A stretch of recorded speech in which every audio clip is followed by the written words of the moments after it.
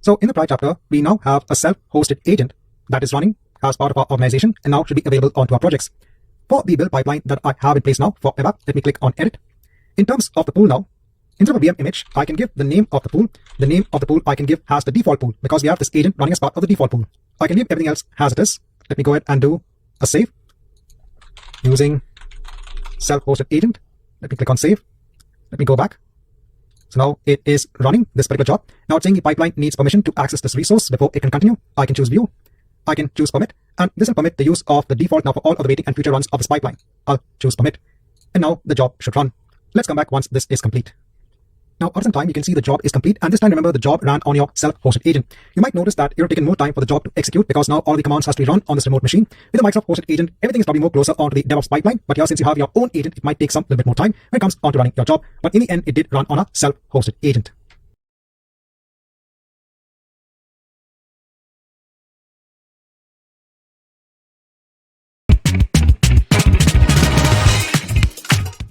So in the prior chapter, we ran our build pipeline on a self-hosted agent. Now, if I go onto our agent, the virtual machine, when we were configuring the agent, we mentioned a folder on the C drive, that C work.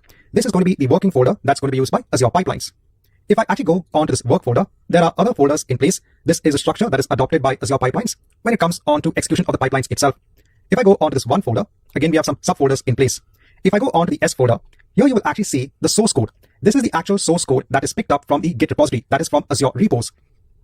These are the Git-based files, which you can't see the name of. But then if you go on to web app here, you will see the exact structure of the code files as they are taken from the Git repository. See, the pipeline first needs to download the code on this machine and then build the code accordingly. If I go back onto this one folder, if I go onto A folder, nothing is there. If I go onto, let's say, the B folder, nothing is there. So where exactly is the build being stored? Because you told me, Alan, that the entire point of a self-hosted agent is we should be able to persist our build. All I can see here is the source code. I can't see the build of my application. But the pipeline clearly mentioned that it had done a complete build. So if I go on to the job here, if I go on to build, it told me that it built my application. You can see from where it took the project file for creating the build. All it did was it ran the .NET.exe, and this .NET.exe on this machine is available because we installed the .NET SDK on this agent itself. Because we installed that SDK, we have this exe in place. This .NET.exe tool can be used to build your project, and you get a build accordingly. So here I can see that it did conduct a build. But where exactly is the build being stored? There's no build anywhere. Well, if you go back onto Visual Studio. So in Visual Studio, remember that apart from doing the build, there's one more thing that we had done. We had done a publish as well. See, when you publish, if I right click on my project and I hit on publish, we had a publish profile in which we had published the contents that could then be copied onto the server. This is an additional step. The first step is to build your project to make sure that it builds correctly, because you cannot assume that after you make a code change, it's going to build properly. And only when the build is proper, then you should publish the build, because there's no point publishing something that does not build properly. That means there are issues in the code, and obviously you don't want to have a published version of code that does not work. Hence, we need to publish our code as well to see it on the agent. This is an additional step. See, our pipeline is like a robot. We are telling it what it should do when it comes on to building our application. Hence, we need to add one more step for publishing our build. I refer on to the Microsoft documentation page when it comes on to the tasks that are available when it comes on to .NET Core CLI. For most of the tasks, I make use of the Microsoft documentation. There are some cases wherein I do need to do some research on how to make a particular task work. The Microsoft documentation has a lot of information, but sometimes you might have some special use case scenario. During that time, you might need to do some research on how to accomplish a particular task. Here, I want to add another task. This time, the command is to do a publish of our application. Let me go ahead and copy all this. Actually, I don't need the zip after publish. I'll just copy this. I'll go on to my pipeline. Let me click on edit. It's using my default pool. I'll scroll down. After the build stage, I'll put in that code to do a publish. So we have a publish now in place. Let me go ahead and click on save.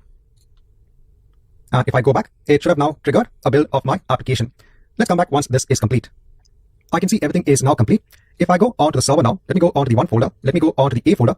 I can actually see a zipped version of the content of my build. That means that that particular parameter here, even though I did not copy it, yeah, this particular parameter, that's zip after publish. By default, this value is taken as true.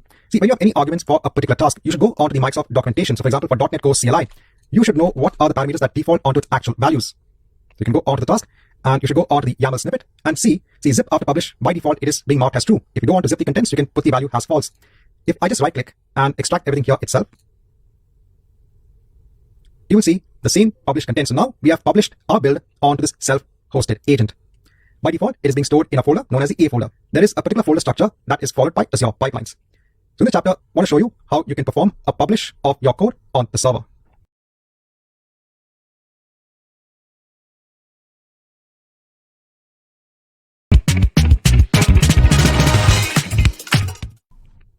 Hi and welcome back. Now in our last chapter, we had done a publish of our build on the agent. I will now go through a couple of more points in this particular chapter, because when it comes onto our pipeline, we are using now our self-hosted agent. If I scroll down, do I now need this task of installing .NET 6? Well, no, right? Because on our self-hosted agent, we already have that facility because we already have .NET 6 installed on that machine. Hence, we don't need this task. Next, do we need the NuGet tool installer task? Well, we don't. Why don't we need this particular task? Again, this comes onto your knowledge when it comes onto .NET. When you are creating or when you're building a .NET application, you might want to use external NuGet packages so that you can enhance the functionality of your application. In our applications, in our projects in Visual Studio, I've been using the simple inbuilt ASP.NET Core web templates that are available, and we have not been doing anything fancy when it comes onto our web app. We've not been using any sort of external packages. To actually confirm this, you can go on to tools, for any of our applications. Here I'm in my build app. You can go on to NuGet Package Manager, manage NuGet packages for the solution. You can see if there are any packages that were installed, and we don't have any sort of these packages. Hence, we really don't need to use NuGet within our pipeline. It should still build properly. Hence, I could remove these steps when it comes onto the installer and the command and just have the commands for .NET Core CLI for the build and for the publish. Just want to let you know that these are changes you can actually make onto your pipeline. And finally, just to confirm that the zip after publish works as it should, let me go onto the pipeline here and I'll mark this as false. At the same time, I'll go onto the server. Let me delete all of this. So go onto the A folder. So just right click and delete this. Next, one more thing. In the output, when it comes onto the publish, we are using something known as a variable actually, build.artifact staging directory. So what is this build.artifact staging directory? I mean, where is it coming from? So within Azure pipelines, there are some inbuilt variables that you can use. If I try to find for in this documentation page for the build artifact staging directory, you scroll down. Here it maps onto what should be the local path on the agent. Hence, your build.artifact staging directory is being mapped onto whatever is the working folder that we mentioned /1/A. That is why on our server, the build is stored in the work folder /1/A. We are telling our pipeline, please go ahead and output our build on this special directory location. I said, so there are these inbuilt variables within Azure pipelines which you can also make use of. Let me go ahead and click on save. Remove task for .NET 6. Let me click on save here. And I'll just wait. So it should launch now a new job. Let's wait till this is complete. Once this is complete, you can see everything ran normally. So we didn't need now the step of installing .NET 6. If I go onto my work folder again, I'll go onto folder 1, onto A. And now you can see an unzipped version of your build of the application itself. So in this chapter, I want to go through a few more points when it comes onto our pipeline. So I told you that you're going to go through various use case scenarios so that you get used to building these YAML pipelines.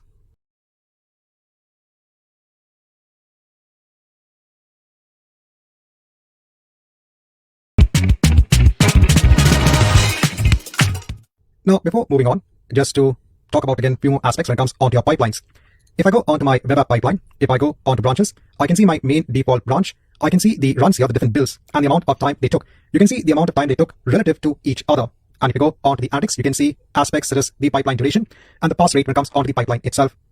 If I go onto Azure repos, again onto my web app, onto my main branch, you now have to remember that Azure Pipeline's YAML file that is also version control along with your repository. If you go onto it now, the advantage of using YAML files is you now have the history of the build definition of your pipeline stored here. Hence, you can go on to any revision and you can see the contents of the file and you can do a comparison as well. The firm advantage of having this definition of your build along with the code base itself. So I want to go through a few more aspects when it comes onto the build pipeline.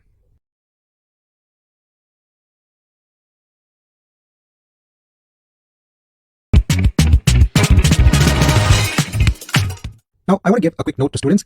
You might be well aware coming from the background of the AZ-104 exam or AZ-204, wherein you'll probably be working with resources as part of your Azure account. And you always know that when you're not using any resources, go ahead and delete the resources accordingly. So like for example, I spun up Agent PM as part of a resource group, DevOps GRP. When this is not being used because we are finished with the chapter of working with a self-hosted agent, go ahead and delete the resources. So we can go ahead and delete the entire resource group. Again, I know you'll be well aware, but just want to give you a reminder so that you don't incur any cost from an Azure perspective. Because from an Azure DevOps perspective, so far everything is free, and definitely you don't incur any sort of additional cost when it comes on to working with resources on the Azure platform.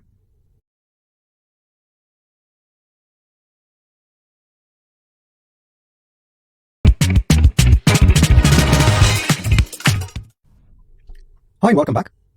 Now, in the prior chapters, we had seen how we could work with our build pipelines. Now, in the subsequent chapters, we're going to see how we can incorporate testing and security within our build pipeline. When it comes on testing and when it comes on to security, it's very important that you embed these concepts at every stage in your lifecycle. See, when you're building, for example, a web application, and you have users on the internet who are going to access the web application, you know that there are so many internet-based threats that can affect the application itself, and you have to be prepared. The organization needs to have plans in place to mitigate such threats. Now, you should not think about testing your application or even looking at the security of the application after you deploy the application. No, it should never be an afterthought. You have to start right from the planning stage. When you start collecting, for example, your user stories, at that point in time, you have to understand how can you incorporate security, how can you incorporate testing within your stages that can align with the user stories that will correspond onto application functionality. Then during the development stage, developers, for example, if they're using Visual Studio for building a .NET application, there are plugins in the market, security plugins that actually integrate with the development environment. You have plugins that integrate with Visual Studio with Eclipse.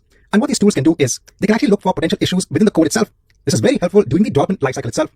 Then you can also conduct peer reviews. For example, a senior developer or maybe even another engineer can look at the code that's been developed and give any sort of advice on how the code can be improved.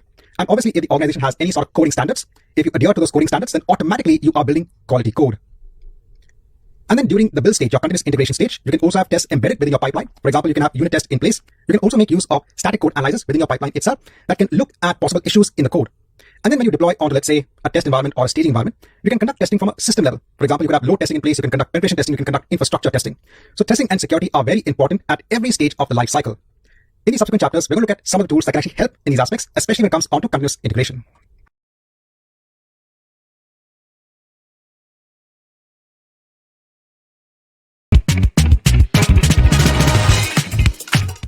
Hi and welcome back. Now in this chapter, I want to go through the usage of a tool that's known as Mend. This was formerly known as WhiteSource. This tool it's an open source software security tool and a compliance management tool. This integrates with your Azure DevOps tools, especially when it comes onto your build pipelines, and it can check for any sort of security vulnerabilities, licensing issues. See, as a developer for your application, you might go ahead and install external packages, external open source libraries. I told for a .NET program, you have so many NuGet packages that you can actually install as part of your program. So let's say you want external functionality that is not available with the default set of .NET libraries. You might want to install an external package. Now, this external package would have been programmed by someone else, and you do not know if that someone else has incorporated all of the security best practices when it comes on to developing that package. Hence, you don't know if there are any sort of security loopholes in that package itself. So when you install that package as part of your application code base, you don't know what sort of security issues you are actually inheriting because you have installed that package. Secondly is a licensing issue. You don't know whether the external party that actually developed the package requires you to buy a license before using it. Sometimes it may not be so crystal clear whether a license is required or not.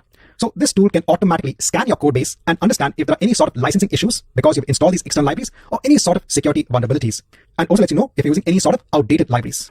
Now, in order to make use of this tool, you have to go onto your organization, go on to organization settings, go on to extensions. Here we can browse the marketplace for extensions. There are extensions that are available from other vendors that you can install that extend the functionality of Azure DevOps itself. For example, if I search for the Mend tool, you can see there are two in place. You have a free version, which we are going to use, and a paid version. This tool was formerly known as WhiteSource. Now it's known as Mend Bolt. Now, in order to install this, so if I just click on this, I can click on Get it for free, and I can install it as part of my organization. But there is something that we have to do. There's a small caveat when it comes on to using this tool. This tool has the requirement that your organization, your Azure DevOps organization, should be integrated with Azure Active Directory. See, many organizations, and including myself, right, I have an Azure account.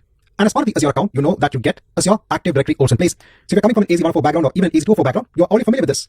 You know that as part of Azure Active Directory, you can create users, you can create groups, you can create applications.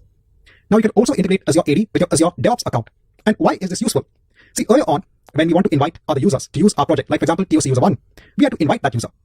But in an organization that's using an Azure account, they might be using Azure Active Directory, and they might be having their users defined as part of Azure AD. So they don't want to invite other users, they just want to use the users that are inbuilt as part of Azure Active Directory as part of your account. That's where the integration of Azure AD and Azure DevOps is very useful. You can make use of the existing identities that are already stored in your Azure Active Directory account. So for the usage of this Mend Bolt tool, and I want to show how you can use it, you have to integrate your Azure DevOps account with Azure Active Directory. For this, you have to go onto your profile first and click on Switch Directory. Here, I can choose my default directory. If I see the ID here, it's the same as the ID, the tenant ID of my default directory. And the reason I can see the default directory is because techsupport4000@gmail.com was used to create my Azure account and used to also create my Azure DevOps account. Let me choose my default directory and click on Switch. Now what this is going to do is, it's going to create a brand new Azure DevOps organization. It's not going to delete your previous organization. That is going to remain as it is. The only difference is that previous organization is linked onto techsupport4000@gmail.com, but that's linked onto the Microsoft account.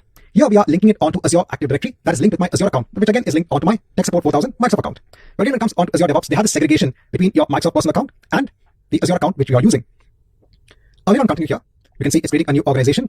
It's telling you where it's going to host your projects. I'll leave it as it is. I need to enter this validation code.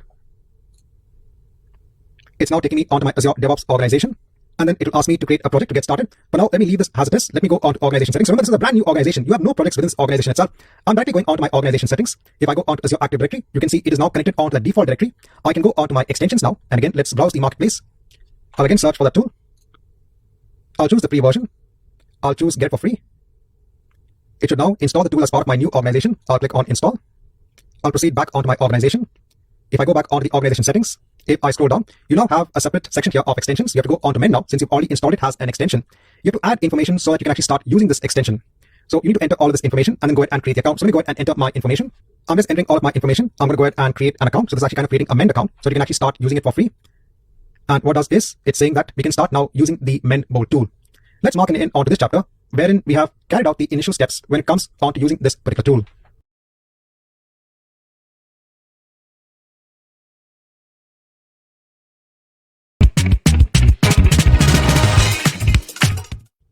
So in the last chapter, we had installed that Mend Bolt tool. In this chapter, let's go ahead and add the usage of the tool onto a build pipeline. Now, remember here, we are in a brand new organization. It has an organization name. We don't have any project in place. So let me go ahead and quickly create a new project here. Again, it's a private project. I'll go on to runs. I'll leave everything as it is. I'll create the project. We have no code here. Remember, this is a brand new project within a brand new organization. If you go on to our repos also, we don't have anything in place. On my local machine, I have that simple web application. It's built up. Again, this is built out of the normal ASP.NET Core template. Let me go ahead and publish this onto the Git repository on Azure repos as part of our new organization. So now here, let me go on to the Git menu and create a Git repository. Here, I'll choose Azure DevOps. So again, I'm using my Tech Support 4000 account. In terms of my organization, I can see my new organization also in place. I'll choose the dev project. It will create a new repository name. Let me do a create and a push. Once this is done, if I go on to my repo, let me refresh this entire page. Here I can see my new repository in place, build app.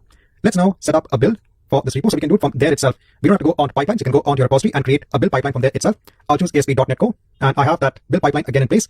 I'll leave the other aspects as they are. Again, let me delete this task of BS test. Please note that you can make use of the previous type of pipelines we were also using, wherein we were using the .NET Core CLI task. Here, I just want to show you how you can use now that Mend Bolt task as part of your pipeline.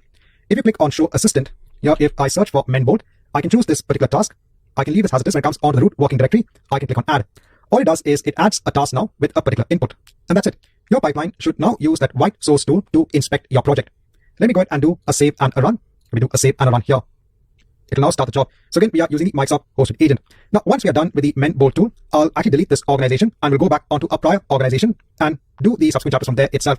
It's only the usage of this Mend Bolt tool that requires the use of integrating Azure Active Directory with your Azure DevOps account. And I want to show how you can actually use this particular tool. Now, once the job is complete, if you go back onto your pipeline here, you can go onto the run itself. You will see now an exit tab when it comes onto the report that is generated by the Mend Bolt tool. Currently, in terms of an open source risk report, no risks have been detected and there are no sort of libraries or security vulnerabilities or license risks. So it actually shows you all of this information. When you actually add any sort of library onto your project, so for example, if I go on to tools, if I go on to NuGet package manager and manage NuGet packages for this solution, if I go on to browse, so let me install a package newtonsoft.json. I'll choose my project, I'll scroll down, I'll click on install. So just trying to simulate a condition wherein you have now an external package. So if you're working with JSON based files, you can use this package or this library to work with those files. It's a very popular library. We now need to basically publish this change onto our Git repository. For this, just go on to build and build the solution once so that now there is a pending edit when it comes onto your project file, because now the project file has detected that this new package is in place. Let's go on to Git now. Actually, let me go on to view and view Git changes. Just give a commit message and I'll do a commit all and push. It might ask me to do a pull first, right? Because the Azure pipelines.yaml file has now been added by Azure Build Pipelines onto our repository. Hence, there's a conflict. We have to now pull our changes from the repository that is in Azure repos and then do a push again. So I'll do a pull and a push. It's now syncing the main branch which we have in Azure repos with our local version, and then it will push the changes onto the Git repository. Now, if I go onto my build app pipeline, I can see that there is now another job that has been run. Let's wait for this to complete. Now, once the job is complete, if I go back onto my build pipeline, if I go onto the recent one, and let me go onto the Mend Bolt report. Again, no risk, but then I can see what is the license type for the package that I'm using. So now it is also going through the packages that we actually install as part of our project. So in this chapter, I basically want to show how you can actually make use of this Mend Bolt tool.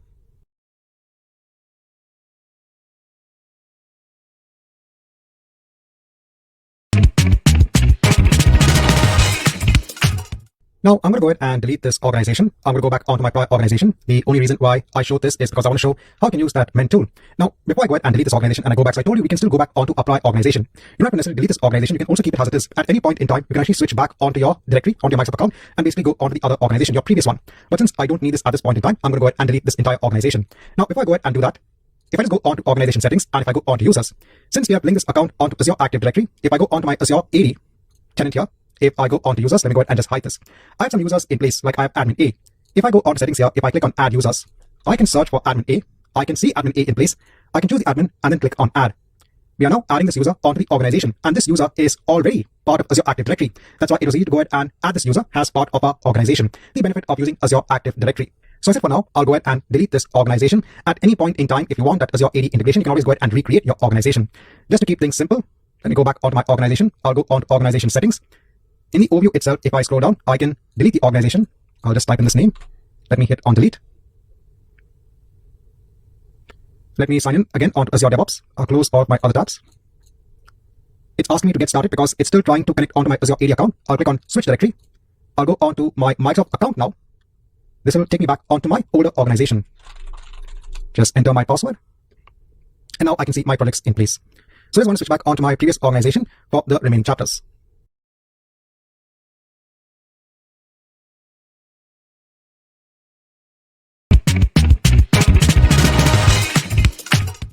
Hi, welcome back. Now, in this chapter, I want to go through how you can have unit tests in place as part of your build pipeline. The first aspect is to ensure that you have unit tests defined as part of your code. So you will have your primary web application in place, and then you can have unit tests in a separate project within your Visual Studio solution to go ahead and test various aspects of the code within your main application. I want to showcase a very simple example on how you can have unit tests as part of your pipeline. Firstly, I'm going to use one of the existing projects that I have. I'll go ahead and use my web app project. In Visual Studio, in the Git menu, let me go ahead and clone the repository. Here, I'm going to choose Azure DevOps. So I'm logged in as Tech Support 4000. Here in the list, I'm going to choose under my project, my web app repository. And in the path, I'm going to choose a local temporary path. I just went ahead and create a new tempo folder. I'll hit on the clone button. I want to ensure that as a developer, I first bring down the project on my local machine, and then we can go ahead and add a very simple test project. Here then, I'm going to click on the solution file, and I'll have my project now in place. I'll right click on the solution file. I'll choose now to add a new project. In the project, I'm going to search for test. We can now add a test project. I'm going to search for XUnit as a test project that's based on C#. I'll choose next. I'll give a name for the project. I'll just name this as web test. I'll go on to next and I'll hit on create. We are creating first a unit test project here itself within our solution. We have now two separate projects in place. Here for this class file, I'll just press the F2 button on my keyboard to rename this class file. Just hit the enter button. I'll say, yes, I do want to rename this particular class. I'll just rename this method, and now let me add some code onto this method.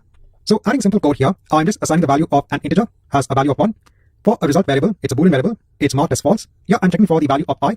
If it is equal to 1, then set the result as true. And here I'm using an assert statement to make sure that if the result is true, because the value should be equal to 1. This is a very simple test just to test the value of I. I just want to show you how you can have a unit test in place as part of your pipeline. That's it. The first step I said is to add that unit test within your code itself. Let me go ahead and save everything. And if you want to run this test here itself, you have to go on to the test option in Visual Studio and then run all of the tests. It will go ahead and open up another window and it will start running the test. It will first do a build and then it will run the test. And you can see that it passed because it worked. It is passing because of the assert statement here. You will assert that it is true if the result is true. Here, if the result was false, if you had marked it as false, then the assert statement would fail.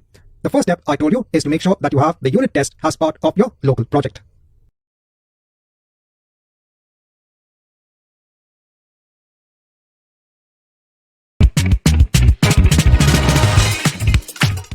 So in the prior chapter, we had added a unit test project onto our local solution. We now want to ensure that this unit test runs as part of our build pipeline. I had cloned our web app repository on my local machine and I made the changes. Now I need to publish our new project, our web test project, onto Azure repos, and this should go ahead and actually trigger a build. I first want to make a change onto our pipeline. I remember I had a pipeline in place that was based on this particular web app repository. Let me go onto the pipeline and let me click on the edit button. Firstly, I'll just make a change wherein I'm again using the VM image of Ubuntu latest. Then again, I have my NuGet commands, I have my build command, and I have the publish command as well. This can also be in place. Here, what I'll do is I'll remove the command of publishing now because we are doing this now on a Microsoft hosted agent. Instead of this, I'm going to add another task. This is to now test. This is now to basically ensure that whatever test projects are included as part of the solution, they are run. I have to give what is the name of our project file. So what is the name of the project file that I've given locally? It is web test. I need to ensure that it is reflected here. So web test and CS proj. That's the extension of the project file. I will also go ahead and ensure that I add the task, since now this is a Microsoft hosted agent, to install .NET 6 on this particular machine, and I don't need the NuGet task. So I just have the task for building, for installing, and the task for testing our projects which we have. Now I'm going to click on save. This is now going to commit again onto our main branch and run a pipeline.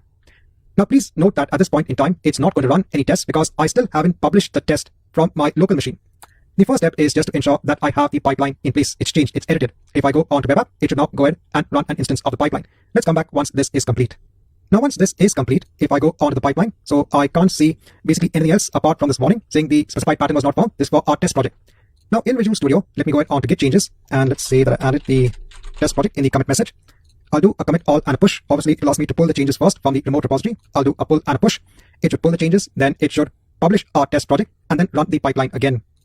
If I go on to web app, I can see it has gone ahead and run the pipeline again. Let's come back once this is complete. Once this is complete, if I go on to the job itself, there is now a test tab in place wherein if I highlight that to show what has passed, I can see the test results in place. So now these unit tests, which are actually part of our solution file, can also be run as part of the pipeline.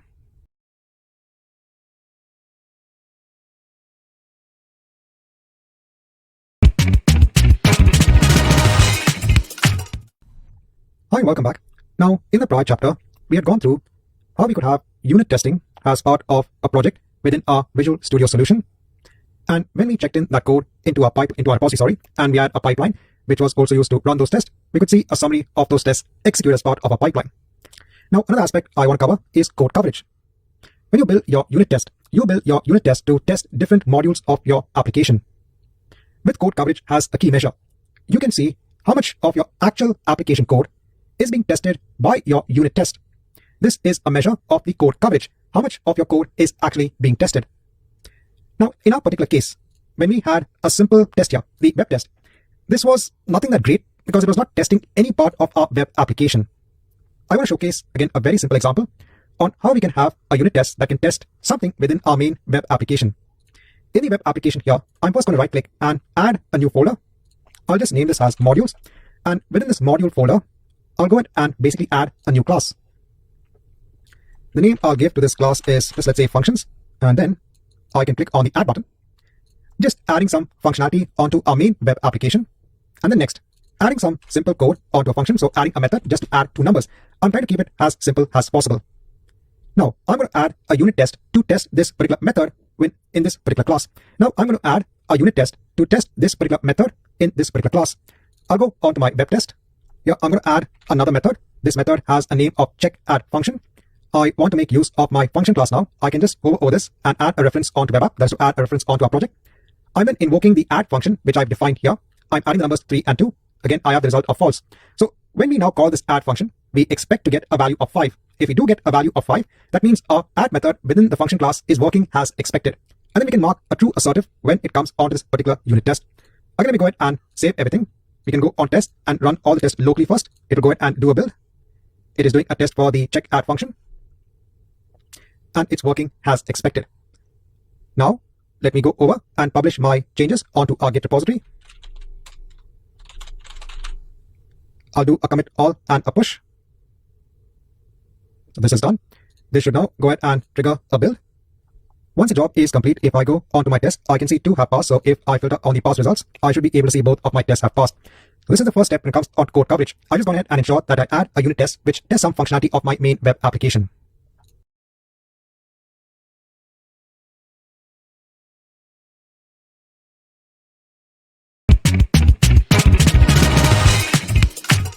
So now in this chapter, I want to go ahead and add that functionality when it comes onto code coverage. Since we now have a unit test in place, which is testing some functionality within our main web app application, we can now have some stats when it comes onto code coverage. For this, I need to go onto my pipeline. Let me click on the edit pipeline. I need to make a change onto my pipeline. Here after the build stage, I need to have another task that's going to perform a restore of my projects. And why do I need this? This is now because as part of my project, I'm going to install a NuGet package. I'll go to manage NuGet packages for the solution. In browse, I'm going to search for a particular package. I want to go ahead and choose the package of coverlet.ms build. I'm going to choose this particular package. This kind of allows us to look at code coverage as a whole. I'll scroll down. I'll click on install. I'll choose OK. This is now in place. Let me go ahead and build my solution so that I'll have changes now that need to be promoted onto my Git repository. So I'm doing a restore. I'm doing a test. Now in my test, in terms of my arguments, I'm going to make another change. In terms of arguments, I'm adding some arguments when it comes on to collecting code coverage. I'm marking this as true. I'm putting a particular output format, and then you can also have your own folder as well. That's one change onto an existing task. I'm then going to add another task. This task is to actually publish the code coverage results. You have a task for publishing code coverage results. I'm just giving a display name. In terms of the code coverage tool, since we are specifying the format here, we can use the same format type when it comes onto the code coverage tool. And this particular XML file, which is going to be generated by the code coverage when we publish our results here, it will now be kind of a summary file that can be shown as results for our pipeline. You'll understand this when we actually run our pipeline. At this point in time, let me first go on to my project and let me commit my changes. I'll do this first. I'll do a commit all and a push. This should then go ahead and initiate a build of the pipeline. If you want to check that, you can right click on the pipeline and open the link in a new tab. It has started a fresh new build of the pipeline. Once this is complete, I'll go on to my modified pipeline and let me click on save and commit this onto my main branch and click on save again. So one change is from your project perspective, wherein you're adding a NuGet package that is kind of a library that allows you to have this code coverage in place. And then next, from a pipeline perspective, you are adding a task to publish the code coverage results. Before that, when you are running your unit test, you are telling that along with running the unit test, please ensure to also publish what is a code coverage. And this is possible, I told you, because we are installing that code coverage tool. Let me load the one you run and let's wait till this run is also complete. Now, once the run is complete, if I go on to the run itself, you can now see an extra tab when it comes on to code coverage. And here, if you scroll down, you will see the number of lines that have been covered when it comes on to code coverage and what is the line coverage. If you scroll down, you can see what are the classes that are being covered by your unit test. You can see that the function class is 100% covered because we have a unit test that is testing that add function within the functions class. It will give you the results of all of your classes, whether they are being covered or not. The entire purpose of code coverage in this particular aspect is to see whether your unit tests are testing all parts of your code within your main application. And you can have all of this running as part of your pipeline.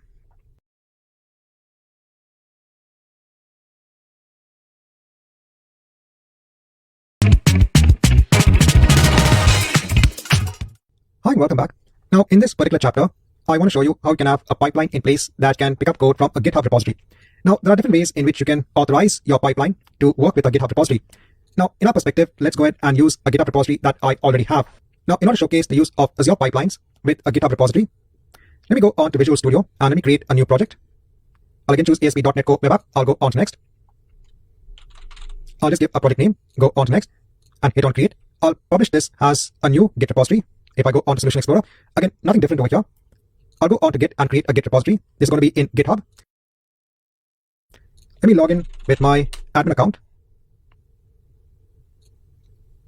In terms of the organization, let me choose that, a new repository name, and this is going to be a public repository just for now. Let me do a create and a push. Now I want to create a pipeline based on the code that is present in this GitHub repository. One of the important aspects when it comes on to building your GitHub repositories from Azure pipelines is the access onto the repositories itself. How do you authorize Azure DevOps to actually interact with your GitHub repositories? Well, there are a number of ways. If I actually scroll down when it comes on to the different authentication types that your Azure pipelines can use.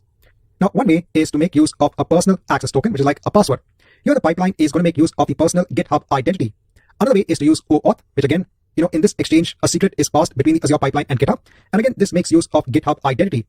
If you use the GitHub app, if you install, like for example, Azure pipelines in your GitHub account, that will actually make use of the Azure pipelines identity itself. And this also works with GitHub checks. So as a first use case, let me go on to my pipelines. Let me create a new pipeline. This time here, I'm going to choose GitHub. In terms of my repository, I'll choose all repositories. I want to choose my DevOps 6000 Git app.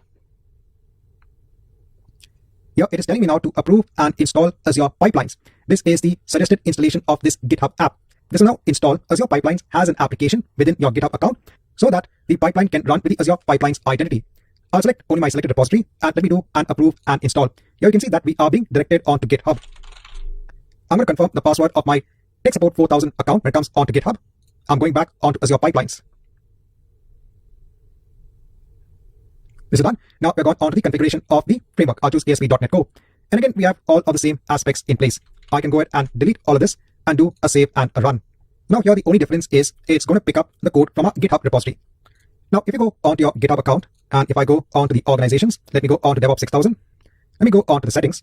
In these settings, if I go on to the GitHub apps here, you will see now that Azure Pipelines is also an install GitHub app. Now the identity of Azure Pipelines is taking the code here and transferring it onto Azure Pipelines itself. You can see the job is running and this should run on to completion. What is important to understand is you can pick up your code from GitHub. At the same time, you should also understand all of these methods that are available when it comes to authentication. The important thing to remember is what is the identity that is used in each authentication type and which one works with GitHub checks. If I go back, I can see the job is a success, no issues here. Right, so this marks the end of this chapter.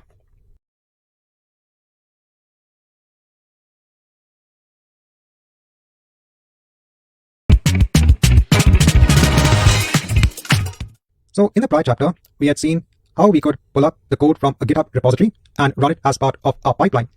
In this chapter, I want to show you how you can add a status badge. when it comes onto your GitHub repository. See, now the GitHub repository is linked onto Azure Pipelines.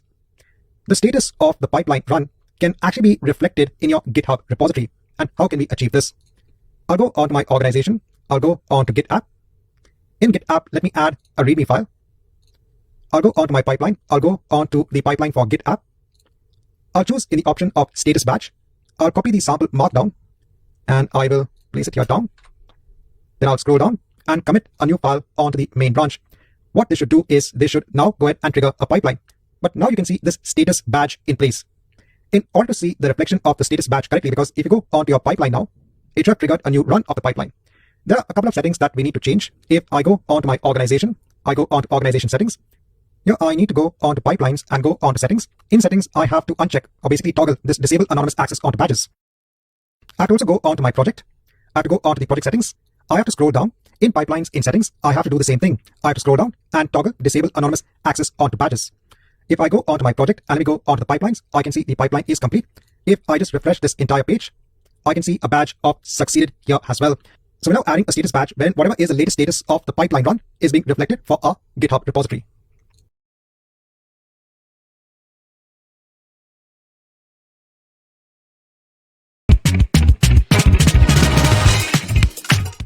Hi and welcome back. Now, in the prior chapter, we had seen how Azure Pipelines could pick up code from Azure repos when it comes onto building an application. There we were using the GitHub app. This time around, I want to make use of a personal access token to access a GitHub repository. For this, what I've done is, in Visual Studio, again, I create a very simple web project. I then publish this onto GitHub within my organization. So in DevOps 6000, I have the build app in place. I now want to create a pipeline. For this, I said I want to make use of a personal access token. For this, I need to go onto my settings as part of my GitHub account. I'm going to go onto developer settings. Here, I'm going to go onto personal access tokens and let me generate a new token. I'll just give a note for the token. When it comes onto the scope, I need to give the entire repository scope. Then for the user, the read user and the user email. And I also need to give the admin repo hook as well. I'll scroll down and generate the token. I have the token here. I'm now going to go onto my project. I'll go onto project settings. I'm going to create now a new service connection. In pipelines, I can create a new service connection. Here I want to create a service connection. We can create a service connection onto external services. I want to choose GitHub and I'll scroll down, go on to next. Here in terms of the authentication method, I'm going to choose a personal access token. I'll then copy the token from here and let's paste it. I'll scroll down and give a service connection name. I'll grant access permissions onto all pipelines.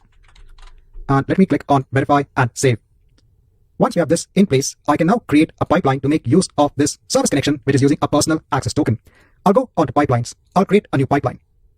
This time around, I'm going to create a pipeline based on the classic editor. I want to show you how we can do this.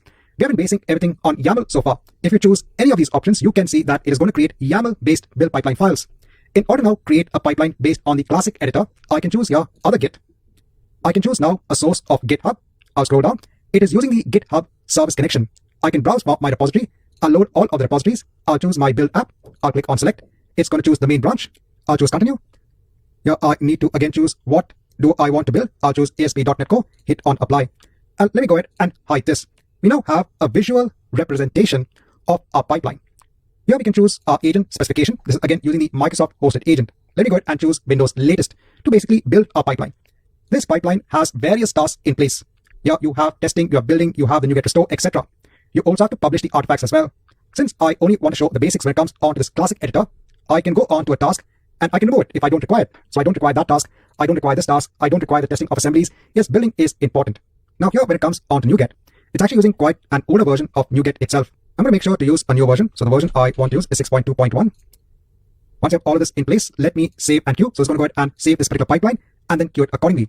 We have the agent specification, the main branch. If you want, you can specify a commit message, but I'll just go ahead and do a save and a run. This will now run our job. If you go onto the job, again, all the aspects remain the same. I said the only difference is we now have kind of an editor to go ahead and build the pipeline. The main focus of the exam is using YAML when it comes on to building your code pipelines. And I believe the stress over there is because it has the ability to be version controlled along with your application code. So I told you at any point in time, you can go ahead and look at the previous versions of your YAML-based pipeline. And after some time, you can see this pipeline is also complete. In this chapter, I just want to showcase how you can use a personal access token when it comes on to accessing a GitHub repository. At the same time, I also want to show you how to make use of the classic editor.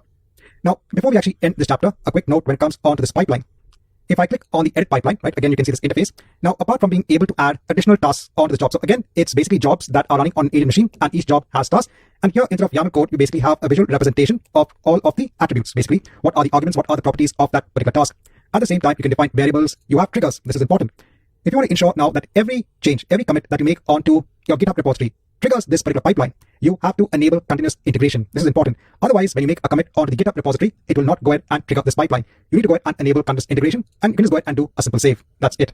And now when you make any change onto your GitHub repository, it should go ahead and trigger this pipeline.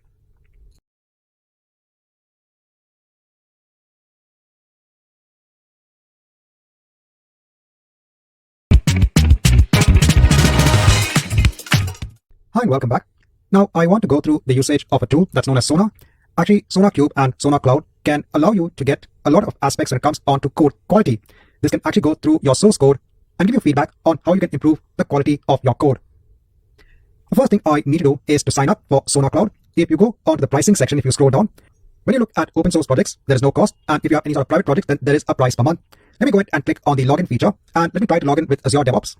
Here it's asking to give access onto SonarCloud onto a particular account. So this is fine. I'll click on yes. And now we have SonarCloud in place. Now we want to integrate basically SonarCloud and Azure DevOps. We want to ensure that as part of our build pipeline, Sonar will go ahead and inspect our code and give any sort of feedback. I first need to create a project here. If I go onto my projects, here let me go ahead and click on add new. So let me analyze a new project. Here, since I'm just testing, let me go ahead and create a project manually. I need to create an organization. I just need to give a key. Then I'll scroll down. I'll choose continue. In terms of the plan, I can just go ahead and choose the free plan for now. Let me create the organization. Obviously, after this, I'm going to go ahead and delete basically my DevOps organization, even SonarCloud, because I said we're only doing all this just for testing purposes. I'll just give a project key and let me click on setup. Now, the next thing I'm going to do is I'm going to go onto my account. I want to go onto security. I want to generate now a token. This token will be used as a service connection in our Azure DevOps project. So I'll just click on generate here. So we have the token in place. Now I need to go on to my project, actually go back onto Azure DevOps. I need to actually go onto my organization. Let me go onto organization settings, onto extensions, browse the marketplace, search for Sonar. I'll choose SonarCloud. I need to install this extension. I'll get it for free. I'll install it for my organization. It's all done. I can proceed back. Once this is done, now let me go on to my Agile project, onto project settings. Let me go on to service connections, new service connection. Let me see if I get SonarCloud. Yes, it is there. Let me go on to next. Let me scroll on top. I need to have that SonarCloud token in place. Hence, let me go ahead and copy the token. And let's place it here. I'll give a service connection name. Grant access onto all pipelines. And then let me go ahead and click on verify and save. So we have this also in place. Let me go on to one of my existing pipelines. Let me go on to the web app pipeline. Let me click on edit. I'll just hide this. In task now, if I search for Sonar, I can see I have 3 of them in place. First is to prepare the analysis configuration. I'll choose SonarCloud as my service endpoint. It's going to load my organization. I'll go ahead and choose that. I'm integrated with MS Build. In terms of the project key, so my projects, if I go onto my projects, this is my project key, Agile project. Let me go ahead and place it here. I'll put the same project name. Let me click on add. That task is in place. Now I need to add the next task again for Sonar. This is to run the code analysis, and the final task is to publish basically. So again, I'll go onto Sonar. I'll publish the quality gate result. Now also for my pipeline, I'm going to use Windows latest instead of Ubuntu latest.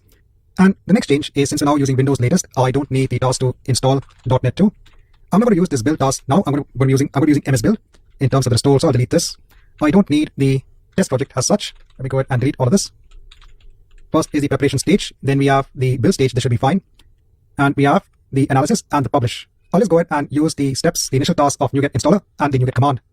Once all of this is in place, let me go ahead and now click on save, and this should trigger a run of the pipeline. Let's come back once the job is complete. Once the job is complete, if you go onto your project now, you can see some information in place when it comes onto the first analysis of your main branch. You can look at different aspects such as the reliability, maintainability, etc. If you go onto the issues, you will see several issues being logged here. So it's gone through all of the aspects when it comes onto the code, and it's giving you different issues that could be of concern with the code itself. So you can actually go ahead and ensure that you have a code quality tool in place that inspects your code when it comes onto your build pipeline.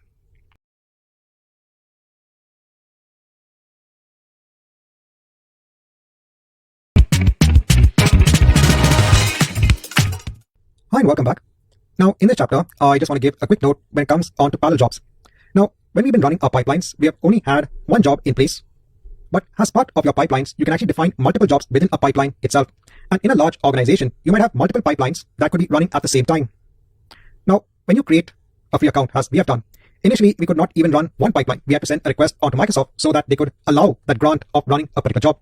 But even at that point in time, they only allow us to run one job at a time. In a large organization, this could be an issue. If they have a lot of pipelines that need to run at the same time, or if they have multiple jobs that may need to run in parallel, they may not be able to do this because they are only allowed one job at a time. So then the organization should look towards purchasing additional parallel jobs. If I go onto my organization and go onto organization settings, if I go onto pipelines and parallel jobs, here you can see that is part of Microsoft Hosted. Since we have private projects, we are on the free tier, we are only allowed one parallel job, and that too, we have a limit of how many minutes are allowed per month. Here you can see how much we have consumed. Again, when it comes onto the self-hosted jobs, again, we only have one parallel job in place. If we need more parallel jobs, then we have to go ahead and purchase them accordingly. Now, in this chapter, I just want to give this important note that if you want to run multiple jobs at a time, you need to go ahead and purchase licenses for running these parallel jobs.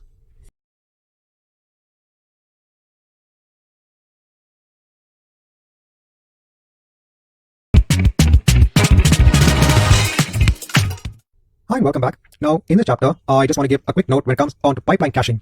Now, this is used to actually reduce the build time. See, what happens is when you have an application that has multiple packages, see, for example, in .NET, I told you that you might have NuGet packages in place for your project, and a solution might be having multiple NuGet packages. In order to probably restore this entire solution, this entire project, and get the NuGet packages, the packages actually have to be downloaded from the internet. Now, because these packages are on the internet and they need to be downloaded on the agent, this could increase the overall build time for your pipeline.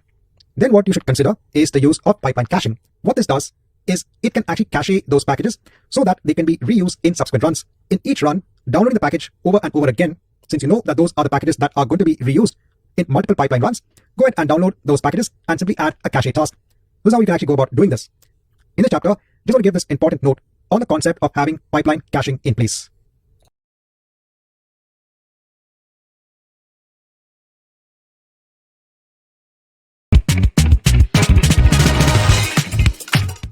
Hi and welcome back. Now, in this chapter, I want to go through the integration that is available with Azure Pipelines with Microsoft Teams. We have seen this integration in place with Azure Repos, with Azure Boards, and it's also available when it comes onto Azure Pipelines as well. There is integration with Slack as well.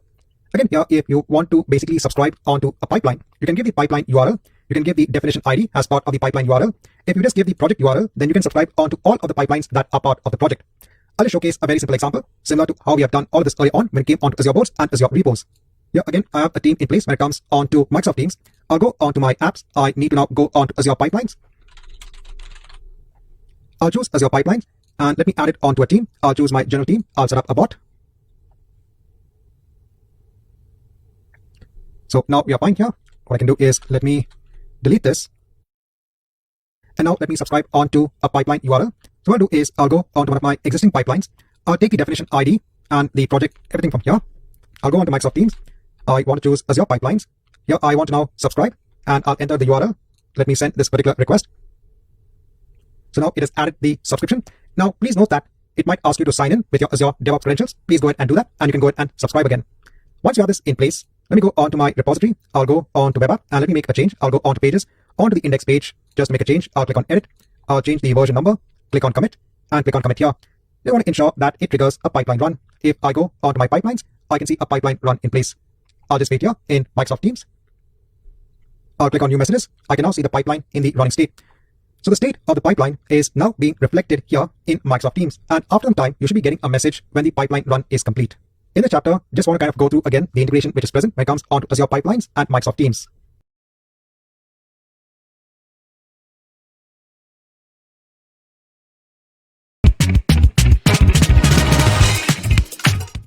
Hi and welcome back.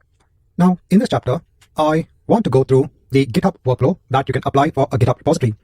This GitHub workflow can actually trigger an Azure pipeline. So one way is to create a pipeline in Azure Pipelines itself that could pick up code from a GitHub repository. But at the same time, you can also create a workflow within your GitHub code, your repository, that could trigger a pipeline in Azure DevOps. Now, I'm going to go ahead and show you how you can go about doing this. I'm using one of the repositories that I have in my GitHub account. I'm first going to open up that particular code from Visual Studio. I'll go to clone. I'll clone a repository. Here, I'll choose GitHub. Here, let me choose the GitHub repository and I'll choose clone. I'll double click on the solution file. Now, within my project, I need to create a new folder. So I'll click on add and add a new folder. This needs to be .github. And within this, I'm going to create now another folder, and this is going to be workflows. In this workflow, I'm going to add a new item. This is going to be a YAML file. So I'll scroll down and search for the ability to create a YAML file. I'll give a name of workflow, and then let me click on add. I'm going to add some code in this YAML file. Here we give a name for this particular workflow. What is a branch within this particular GitHub repository? I'm talking about GitApp itself. So based on any push request onto the main branch or any pull request with the main branch, it should go ahead and trigger this particular workflow. This particular workflow will go ahead and trigger a pipeline in Azure. It can run on Ubuntu latest, and we have to give what is the pipeline name. If I go onto my pipelines, I can go ahead and choose any pipeline. Let me go ahead and choose the same pipeline name here. So I'll give the name. What is the project URL? The project URL is the Agile project. I'll just copy this and let me paste it here. Let me save all of this. There's something known as a secrets.azure DevOps token. There's something that we still have to create. This is now going to be a personal access token. GitHub needs to go ahead and have this token. This token needs to be generated from Azure DevOps itself. This token will have the permissions to work with the pipelines as part of Azure DevOps. Once you have this in place, so this is like now a workflow that can run from within your GitHub repository itself. I'm now going to go ahead and publish this onto the GitHub repository.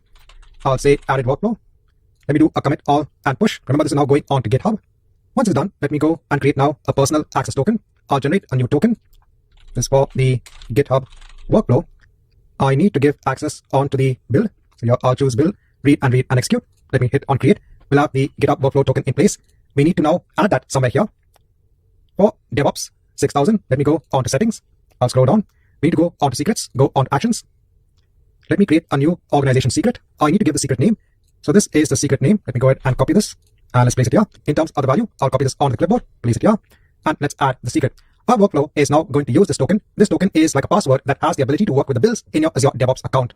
Here we go ahead and switch between the solutions and the available views. I've got the folder view.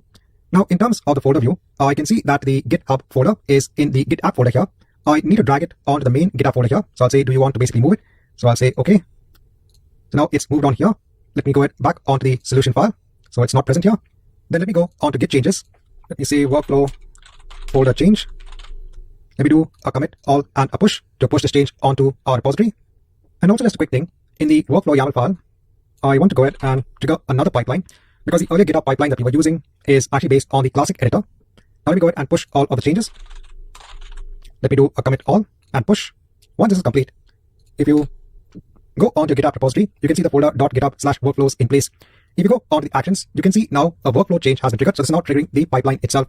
If you go on to it, you'll see details about the workflow itself. So it should have gone ahead and triggered the Azure pipeline.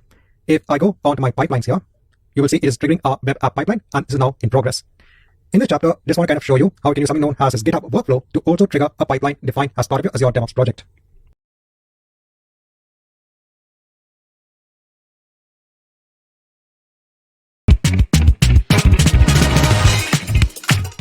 Hi and welcome back.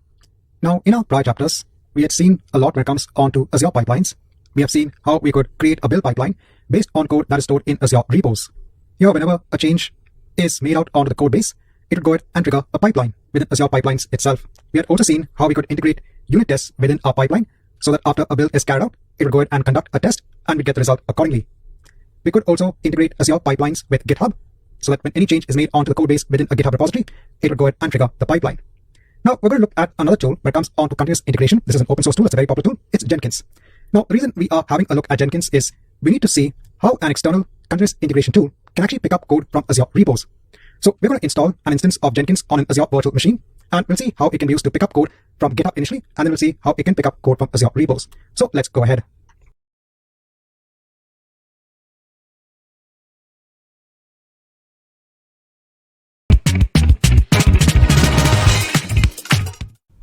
So now, in order to install Jenkins, we need to have a machine in place for hosting an instance of Jenkins. That's why I'm going back onto the Azure portal, wherein I'm going to go ahead and create an Azure virtual machine to host the Jenkins instance.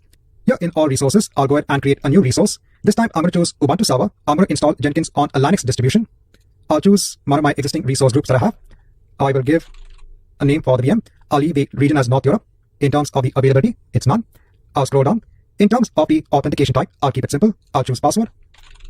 I'll give a username and a password, which I will then use to log into the Linux VM. Go on to next for the disk, leave it as it is. go on to networking. Now, since I already have a virtual network in this location, it'll go ahead and take the same virtual network. Otherwise, for you, it will go ahead and create a new Azure virtual network. It's going to have a new public IP address. So I'm leaving everything as it is.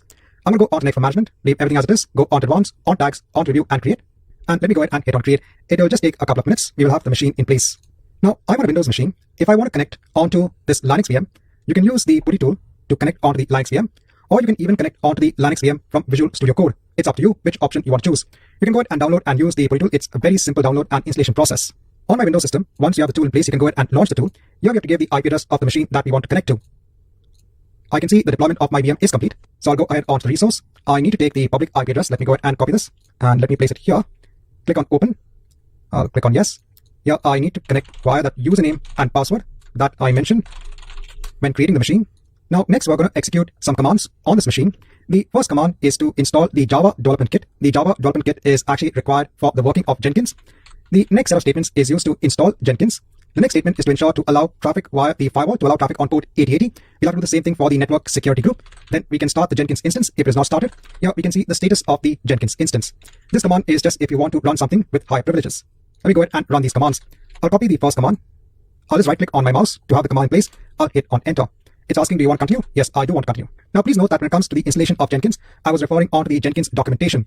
I did have some issues trying to have Jenkins in place on either a Linux VM or on a Windows VM. And sometimes you need to do some additional research just to see how it works. That's one of the benefits I've seen when it comes on to the Azure DevOps set of tools. See, there, everything is already set up for you. It's on the cloud. You just have to go ahead and start using the set of tools. When you install your own continuous integration tool, you have to manage the installation, the configuration, and you have to manage the system as a whole. Once this is complete, let me go ahead and execute the other commands. So I'll just copy this. Again, place it here. Let's take the next command. Then let's update the package index. And then finally, we can go ahead and install Jenkins. Now, by default, Jenkins actually runs on port 8080. So we'll have to open up the firewall on the machine. At the same time, we also need to ensure that we add a firewall, basically a rule here in the network security group. I'll go on to the networking section. Again, coming from Azure Administration or even Azure Development, you'll come to know at least of the basics of adding an inbound port rule. This is just to allow traffic onto the Azure virtual machine because by default, traffic is not allowed from the internet onto an Azure VM. I'll add an inbound port rule. I'll leave everything as it is because by default, it is taking the destination port range of 8080. For now, I'll leave everything as it is and let me click on add. This is from the Azure portal level.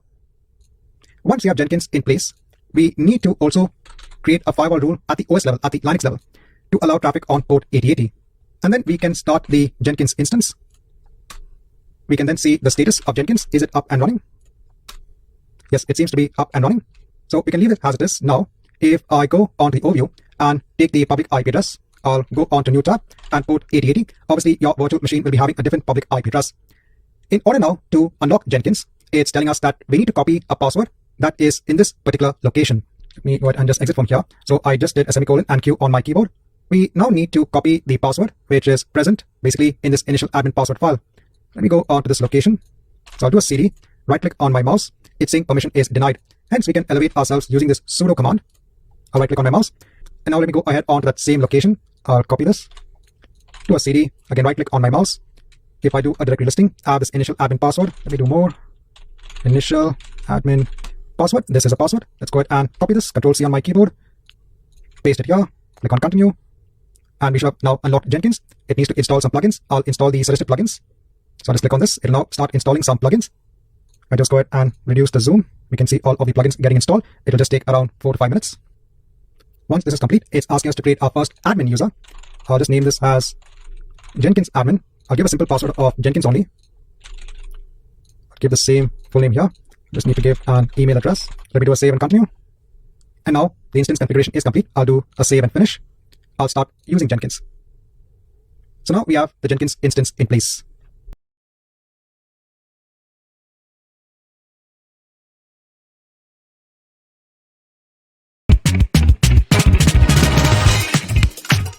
Now, in the last chapter, we had gone ahead and installed Jenkins on an Azure virtual machine. Now, we're going to use it to basically first build a web project that's available in GitHub. So we'll take an example of the web app that is available in our DevOps organization within our account. Now, for this, we need to still install other tools on this machine. This is like setting up a self-hosted agent. See, Jenkins is a software that is used for continuous integration, but you still need to install the tools that is required to build your application. Do you remember what we had installed when we set up our own self-hosted agent? We had installed Git and we had installed the .NET SDK. we have to do the same thing now on this Linux machine that is hosting Jenkins, because Jenkins is going to pull down the code from, let's say, our GitHub repository on this virtual machine itself, our Linux VM, and then it will build it. Hence, we need to have the tools in place. We need to have Git in place, and we need to have .NET. I'll just clear the screen. Again, I have the commands that I'm going to execute. First is for the installation of Git. I'll just update the package index. What I'll do at the moment, let me first do an exit so that I exit from the elevated sudo privilege, come back as a normal user. And now let me update the package index. Then I will install Git. And we can use the final command to look at the Git version. So we can see Git in place. The next set of steps is to install now the .NET SDK 6.0. Then I'll do the next set of steps. This will actually go ahead and install the SDK. Now this is complete. Now before I go ahead and create the build pipeline in Jenkins, there are a couple of more steps I'm going to perform. This step is required to give permissions for this var lib Jenkins directory. So by default, all of the work that is done by Jenkins, it's like the home directory, is in this particular location. When you try to create a continuous integration pipeline in Jenkins, and when you try to build it, when you try to build your application, it will most probably fail. And this is because of the privilege required to access this particular location. Hence, since this is just a demo to show you how Jenkins can be used to actually later on pick up code from Azure repos, I'm giving some permissions here on the two folders so that the build can run. You can obviously change the Jenkins home onto another location. And what I mean by this home, remember on our Windows machine, when we had the self-hosted agent, we had created this kind of work folder. This work folder was then used by Azure DevOps to store the code, store the build, etc. Similarly, by default, the home folder is in this particular location, but we will not have permissions to work with this location. So firstly, let me go ahead and give the permissions for this particular directory. Okay, so that is done. Now, let me go over onto Jenkins. I'll create a new item. Here, I'm just creating a simple project. This is going to be a freestyle project. I'll click on OK.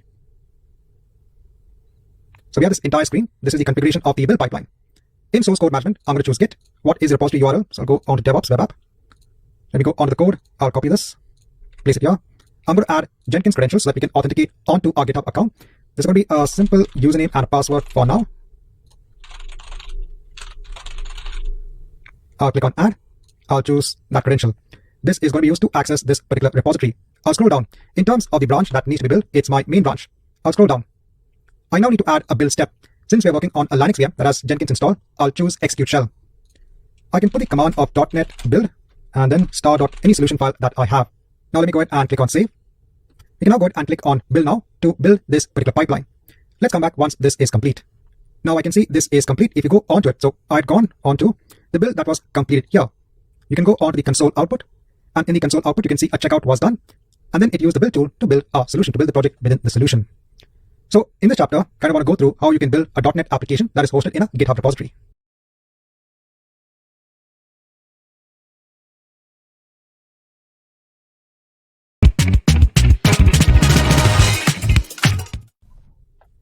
Now, in the prior chapter, we had seen how we could use Jenkins to have a build pipeline in place that would go ahead and pick up code from GitHub.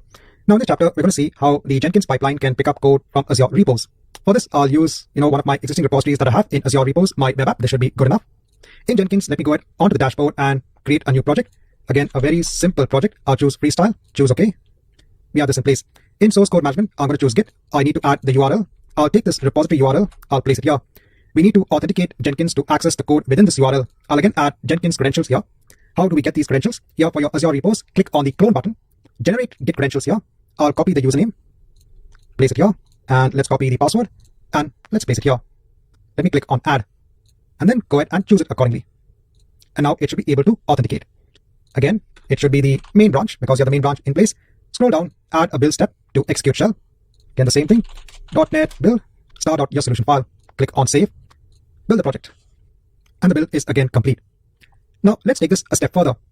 You want to ensure that whenever any change is made onto this particular repository, it should now trigger a pipeline run in Jenkins. So we've seen how we could do this within Azure DevOps itself because there was a direct integration between Azure repos and Azure pipelines. But this is now an external continuous integration tool. Now you want to ensure that whenever a code change occurs on Azure repos, it should now trigger a build in Jenkins. How can we make this happen? We have to now go onto our project settings. There is something known as service hooks. Go onto it. Here, let me go ahead and create a new subscription onto a service hook. There should be Jenkins has a tool. Go on to next. What's happening is you are trying to hook on to another external tool, and here the external tool is Jenkins. You decide what is the trigger for this particular type of event. Here the event is that whenever code is pushed onto a repository, then go ahead and trigger this particular external tool, that's Jenkins. In terms of the repository, I'll choose my web app repository. You can choose the main branch or you could choose any branch. Go on to next, trigger a generic build. we need to give the base URL of Jenkins. This is the base URL. I'll copy this, place it here. What is the username? So it is Jenkins admin, and we need an API token or a password. You can actually go onto your Jenkins admin. You can choose configure. Here under API token, you can add a new token. You can give a name of Azure DevOps. Click on generate. Copy this token now itself. It's copied. Place it here. And which project do you want to build? So it's automatically now gone onto Jenkins and it has the projects in place. I want to choose project B. Let me go ahead and hit on finish. We now have the service hook in place. Now if I go onto Azure repos, let me go onto the pages. I'll go onto the index page. Let me make a change. I'll click on edit. Just change the version quickly. Hit on commit here. Let me go onto Jenkins. I'll go onto the dashboard. Let me go onto project B. And in a moment's time, we should be seeing a new build here. And yes, it's come up. So now a code change within Azure repos has triggered a build in Jenkins. This is how we now have the continuous integration cycle in place when it comes onto using Azure repos along with Jenkins. So in this chapter, we have seen the integration between Azure repos and Jenkins.